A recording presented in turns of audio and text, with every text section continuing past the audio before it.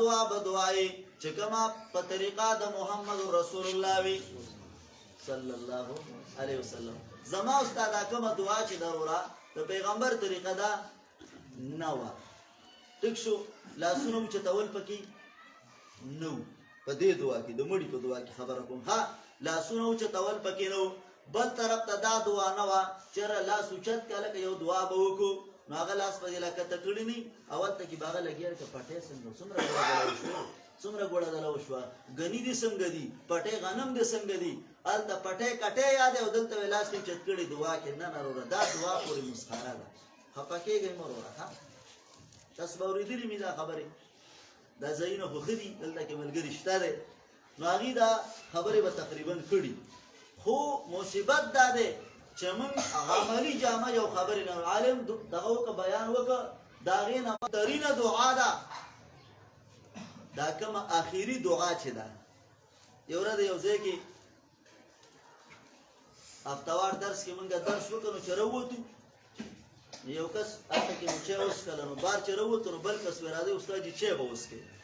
نو مارته لکه چې موس کلو خیر نور به اوس کې مې ستاب مطلب دار چې لکه دعا پسته دعا نه مې دې جانو کار دې مقصد دې چې غیب هم جنازه پسې سره تاکي مسلمان ته اشاره ده یا الله زمونږه جم دیو زمونږه مړیو بخي. اوس دا یا به مړی یو مسلمان او یا به جم دی نو ټول پکې رال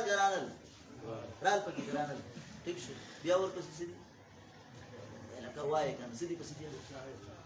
بس دا دعا دې چې وکړه نو رستو بیا تاسو یو جنازه خلک ځان لګي کنه په جمع کوي نو بس په جمع دعا وشو کنه بس خبره ختمه. نو دی به نه یو زړه ته بیا په جمع دعا وکي نو دغه څه زمونږ دا ترتیب هم دی رونو مولوی صاحب لګیا دی یا یو اجتماع نو تاسو کو خلاف شریعت د شریعت خلاف د ابن ماجه روایت ده دو بابونه دي. یو باب کې دا وایي حضرت یمن بار جمع کېدل د مړي کور والا ته د سه حرام ګڼل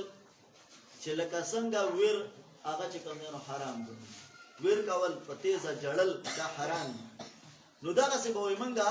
داغي کور ته را جمع کېدل او داغي خوراک تیارول او هغه بیا خوړل هغه به چې کوم نه منګه سره حرام. د دې وجه نه عزت مند مسلمانانو ضروري خبره ده چې موږ او تاسو هر یو کار کوو نو هغه چې د الله حکمي خدای د پاره د پیغمبر طریقه شرط. ٹھیک ده. یو سړی دی مونږ د الله حکم دی کنه دی اقیم الصلاه تموس پابندي کوي څه ده ځل د رکوع دا د ناس دا به د مخ کې کو د ولاړ دا بیا رستو کو نو بس ډایرکټ بیا وته دي اپ ولاړ به سلام وګرځوم لاولې تحیات ویل او بیا چې کوم دنو سجده وکړي او بیا رکوع وکړه یو حکم یو رکن به کې پرې نه خود ټوله وکړه څه چل وشه سجده سهوراله ولي او سجده ساو ست او دې ته جبیره وای او جبیره پټای ته وای او پټای خلک روغ ځای لګي کې په زخمی سي